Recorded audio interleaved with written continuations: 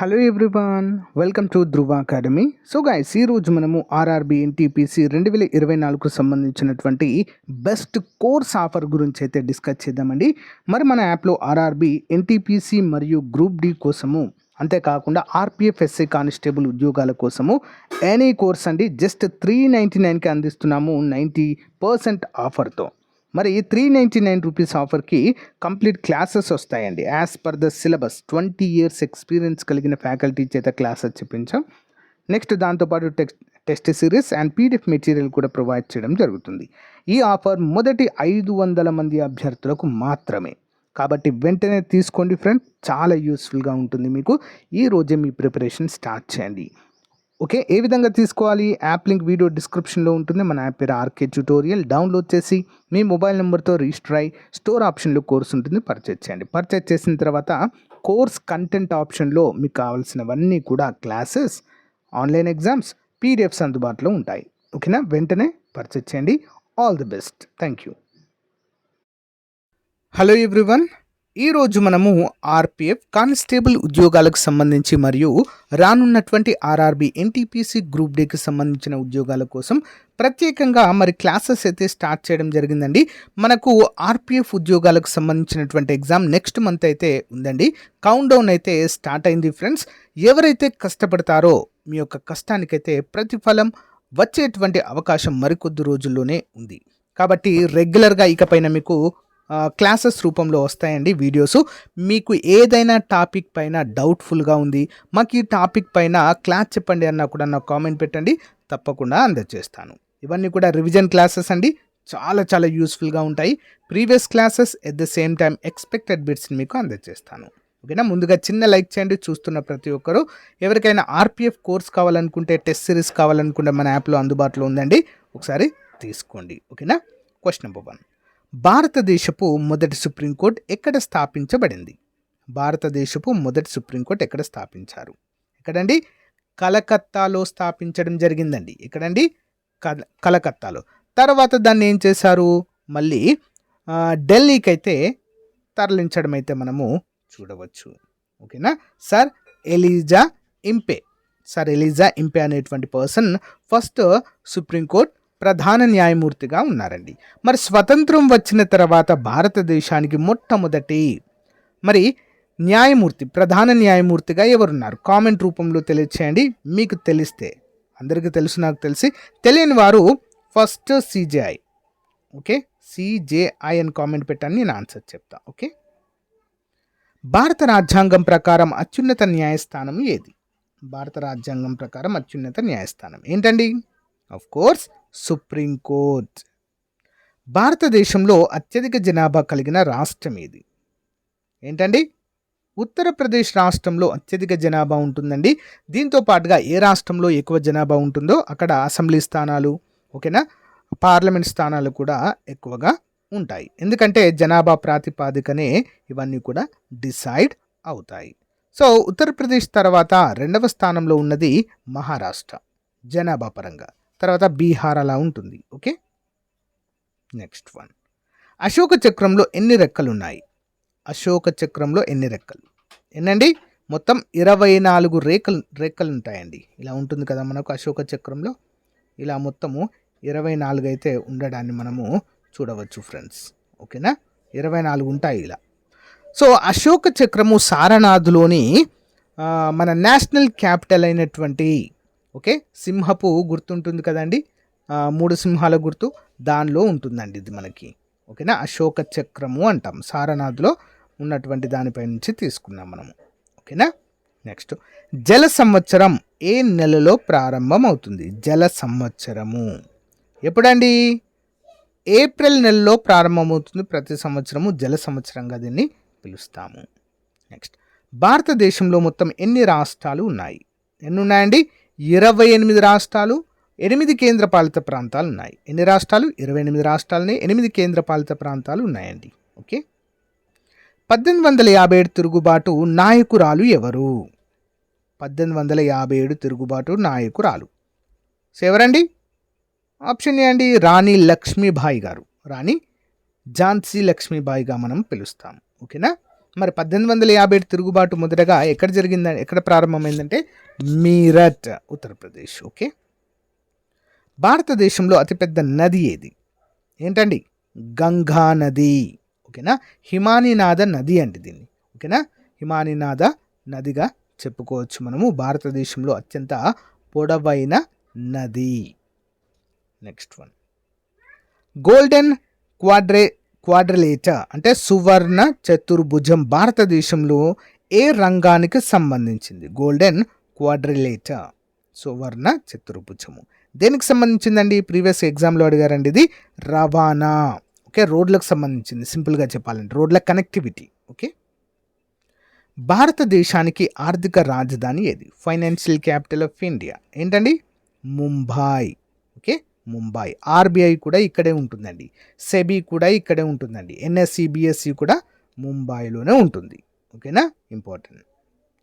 ప్రపంచంలో అతిపెద్ద ఖనిజ ఇంధన ఉత్పత్తిదారు దేశం ఏది? ఖనిజ ఇంధన ఉత్పత్తిదారు ఎవరండి? చైనా అండి. చైనాలోనే బొగ్గు ఉత్పత్తి అత్యధికంగా జరుగుతుంది. ఖనిజ ఆధారితం అంటే బొగ్గు ద్వారా అత్యధిక ఇంధనం ఉత్పత్తి చేస్తున్నటువంటి దేశం కూడా చైనానే. ఓకే. ఇండియన్ స్టాండర్డ్ టైంకి సంబంధించిన దీర్ఘాంకము ఏది? ఓకే. ఇండియన్ స్టాండర్డ్ టైం అంటే ఏ రేఖ ఆధారంగా మనము ఇండియన్ ఐఎస్టి టైం అనేది మనము చూస్తాము? ఏంటండి అది? 82.5 తూర్పు రేఖాంశం అండి. 82.5 డిగ్రీ ఈస్ట్ లైన్. ఓకే. తూర్పు రేఖాంశము. నెక్స్ట్ వన్, రాజ్యాంగ పరిషత్ మొదటి సమావేశము ఎప్పుడు జరిగింది? రాజ్యాంగ పరిషత్ మొదటి సమావేశము ఎప్పుడండి? 1947లో జరిగిందండి. ఎప్పుడండి?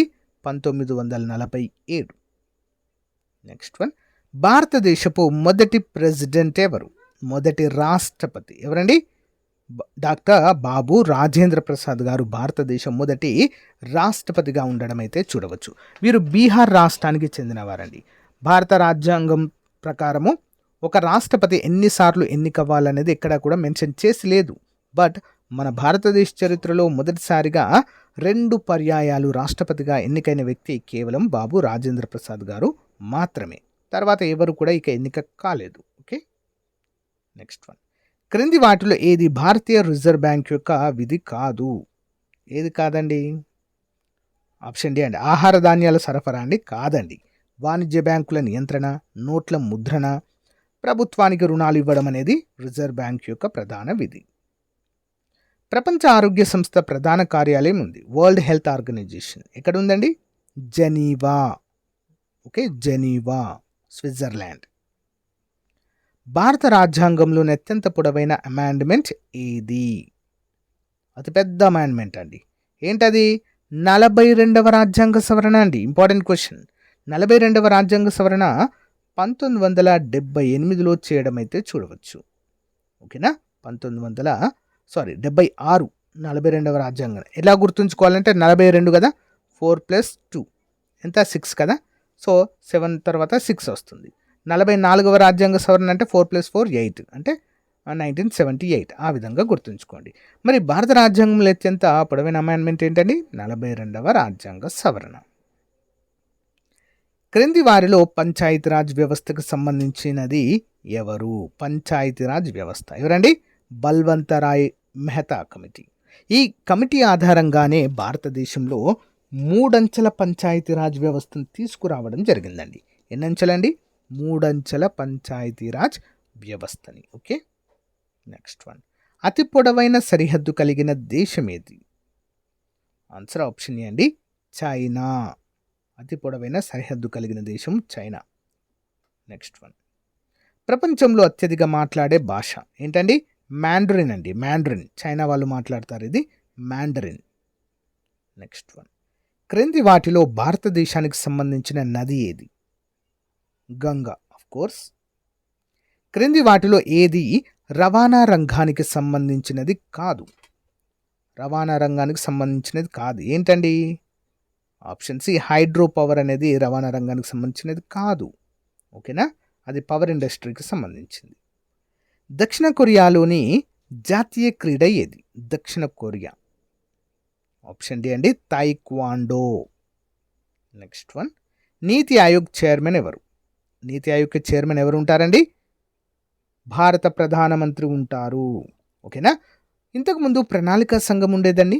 దాన్ని 2015 జనవరి 1 నుంచి నీతి ఆయోగ్గా మార్చడము జరిగింది.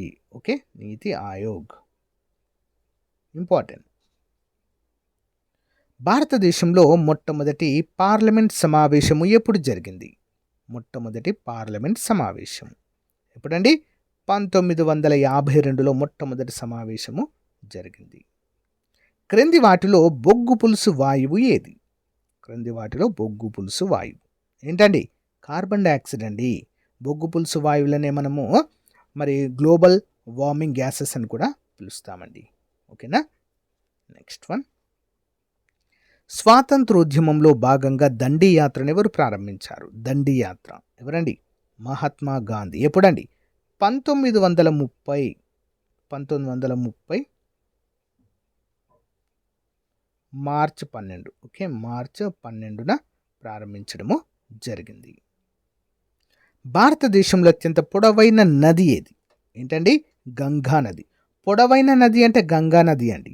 అతి పెద్ద నది అంటే బ్రహ్మపుత్ర, గుర్తుంచుకోవాలి. ఓకే. నెక్స్ట్ వన్, భారత రాజ్యాంగం ప్రకారం భారత పౌరుల విధులు ఏ భాగంలో ఉంటాయి? భారత పౌరుల విధులు ఏ భాగంలో అండి? 4వ భాగంలో ఉంటాయి. 3వ భాగంలో ప్రాథమిక హక్కులు ఉన్నాయండి, ఫండమెంటల్ రైట్స్ ఉంటాయి. అండ్ ప్రాథమిక విధులు, ఫండమెంటల్ డ్యూటీస్. ఓకేనా, ఎందులో ఉంటాయండి? 4వ భాగంలో ఉంటాయి. ఓకే. మన శరీరంలో ఎర్ర రక్త కణాలు ఎక్కడ ఉత్పత్తి అవుతాయి? ఎర్ర రక్త కణాలు ఎక్కడి నుంచండి? ఎముక మజ్జ నుండి. ఓకేనా, ఎముక మజ్జాముఖం నుంచి ఉత్పత్తి అవుతాయి. ఎర్ర రక్త కణాల యొక్క జీవితకాలము 120 రోజులు. ఓకేనా. నెక్స్ట్, పంచాయతీరాజ్ వ్యవస్థను మొదటగా ఏ రాష్ట్రంలో ప్రవేశపెట్టారు?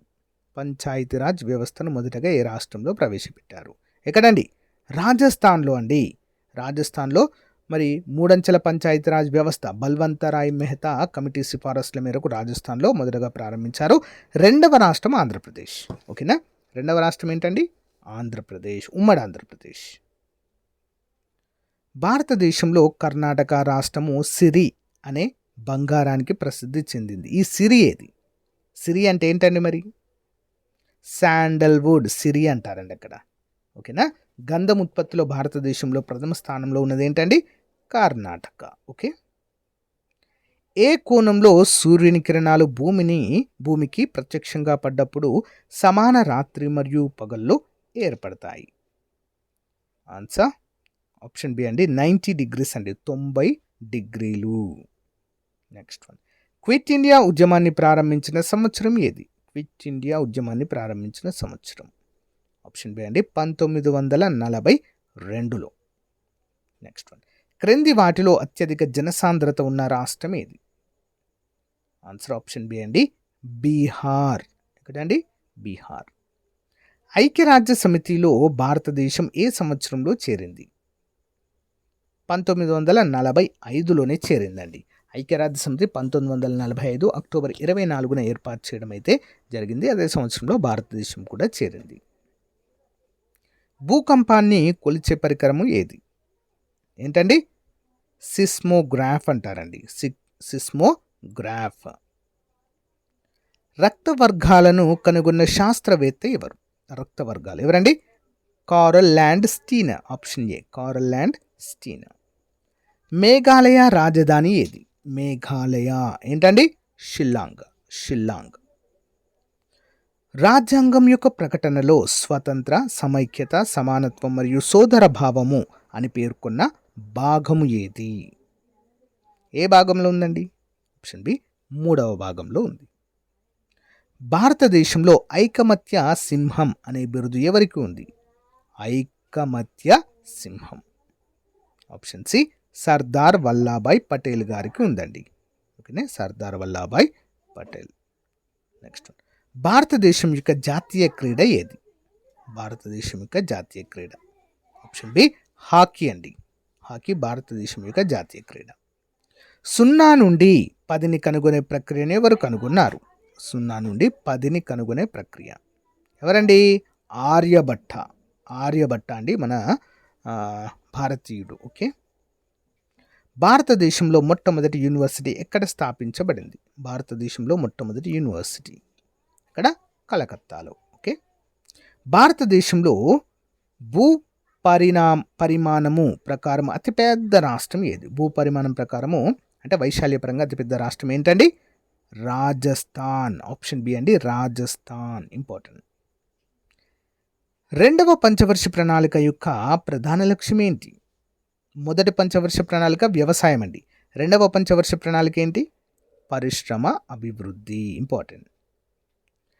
పశ్చిమ భారతదేశంలోని అతిపెద్ద వలస పట్టణం ఏది? పశ్చిమ భారతదేశంలోని అతిపెద్ద వలస పట్టణం ఏంటండి? ముంబై. Next one.